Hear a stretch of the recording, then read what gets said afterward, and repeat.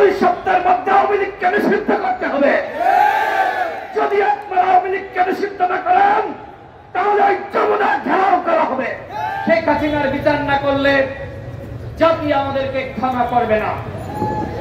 এই কথাই আমরা বলেছিলাম। আওয়ামী লীগকে নিষিদ্ধ না করলে এই অন্তর্বর্তীকালীন সরকারকে এদেশের জনগণ কিছুতেই ক্ষমা করবেন না। আওয়ামী লীগকে নিষিদ্ধ না করলে এই 2000 শহীদের সাথে বেইমানি করা হবে।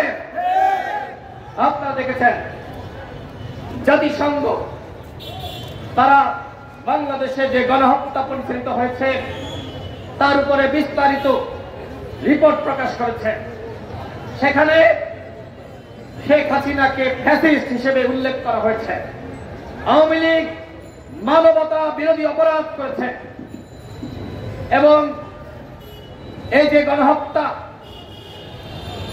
এই গণহত্যা পুলিশ, ছাত্রলীগ, যুবলীগ এবং আওয়ামী লীগ একসাথে এই গণহত্যা পরিচালনা করেছে।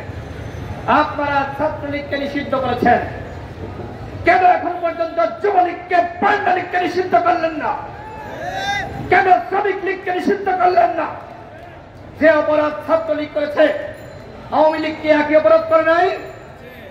আওয়ামী লীগ ছিল গণহত্যার পরিকল্পনাকারী।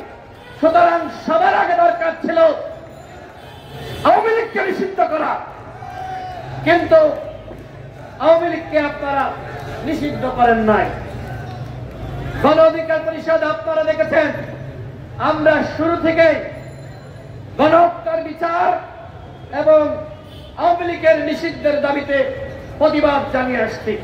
এমনকি গত 5 ফেব্রুয়ারি 64 জেলায় চিঠির মাধ্যমে মাননীয় প্রধান উপদেষ্টা বরাবর আমরা স্মারকলিপি দিয়েছি।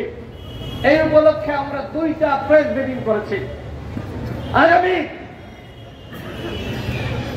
19 ফেব্রুয়ারি জেলায় জেলায় আমরা বিক্ষোভ মিছিল এবং বিক্ষোভ সমাবেশের আহ্বান করেছি।